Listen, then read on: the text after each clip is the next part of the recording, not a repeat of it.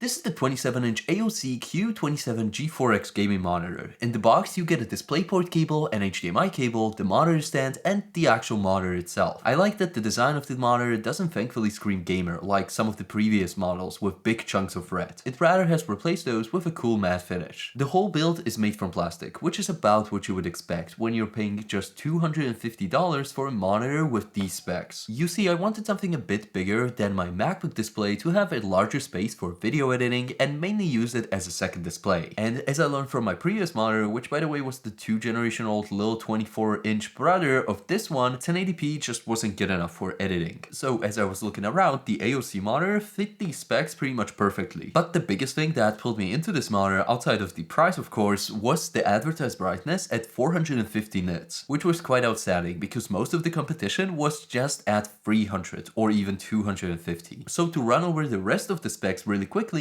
it's a 2K monitor with a 16:9 aspect ratio, and it has an IPS anti-glare matte panel as a display with a maximum refresh rate of 180 Hz and a contrast ratio of 1000:1, and also with a 90% color coverage of the DCI-P3 color gamut. And it also has HDR400 support, but then again HDR in these monitors just suck, so nobody pretty much uses it, so you can just throw that spec out the window. In terms of the ports on this monitor, it pretty much has everything that you need. That means there is a power input, a headphone jack, a DisplayPort 1.4, and 2 HDMIs 2.0. Oh yeah, and I still haven't mentioned the stand that the actual monitor comes with. It's surprisingly sturdy, and I really like the design of the footprint going away from those gamery aesthetics where it takes up like half of your freaking table. The only two bad things that I have to say about the stand is that first and foremost, it's made out of cheap plastic, but then again, you never touch the stand. And number two, the cable routing is pretty much useless if you want to keep it aesthetic, because the cables are always going to be visible.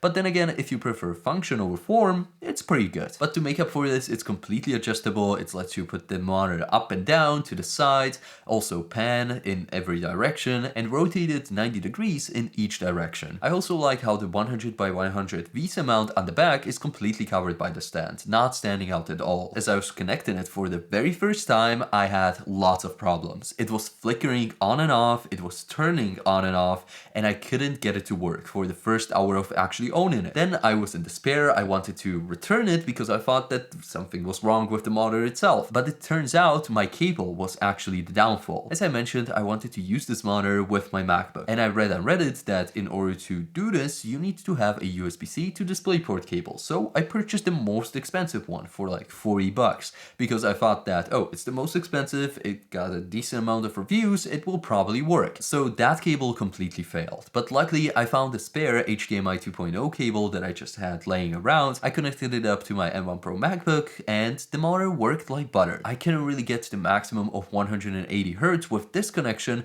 but 144 is totally enough for me, especially if I'm not going to play games and I'm just going to use it for video editing. In terms of setting it up for the first time, it was pretty easy. I just plugged in all of the cables. The only kind of confusing thing was the menu of the monitor, because AOC for some reason decided to just pull the menu to the side a bit so the actual buttons don't align with the buttons on the screen. So it's a bit troublesome to set it up for the first time. By the way, if you get this monitor, the default brightness is just 70%, so make sure to just turn that up a bit. The only other thing that I changed was the color balance a bit to just match my MacBook better, but other than that, you just set it up once and then you forget it, luckily. Overall, I think this monitor is a great value for the money. It's definitely not the sharpest or the most color accurate screen in the world, but then again, I'm way too used to the perfect screen on my MacBook. So if you're thinking about getting this just as a gaming monitor, I would definitely buy it. And if you want a high refresh rate productivity monitor on a budget, I would definitely give it a shot too.